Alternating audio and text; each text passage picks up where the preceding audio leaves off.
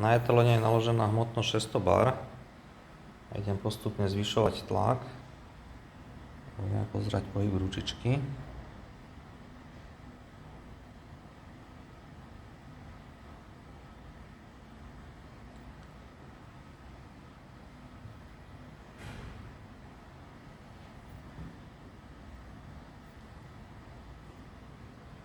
Takže tam je, teraz sme na 500 a už teraz je pracovný tlak dosiahnutý, čiže máme tam teraz 600 bar s tým závažami, keď pohupujem, takže vidno, že sa mi pekne piestový tlakomer točí, ale samotný prístroj ukazuje niečo pod 500, čiže to je 100 bar rozdiel. A teraz keď idem, ešte môžem skúsiť ten tlak prešvihnem do plusu, takže už 500 je na doraz, takže teraz ten tlak ďalej zvyšujem. Vidno, že ten pohyb ručičky je úplne trhaný a teraz postupne idem znižovať tlak.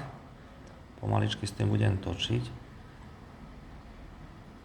Teraz tam je tá 600, teraz mi závažia klesli a postupne ten tlak znižujem.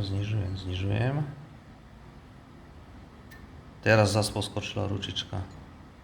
To je evidentne mechanicky. A ona sa v podstate nevráti na nulu. Teraz od okolností relatívne sa vrátila dobre, ale stále tam tá nula nie je. Ale skúsim to ešte raz takto zaťažiť na tých 600.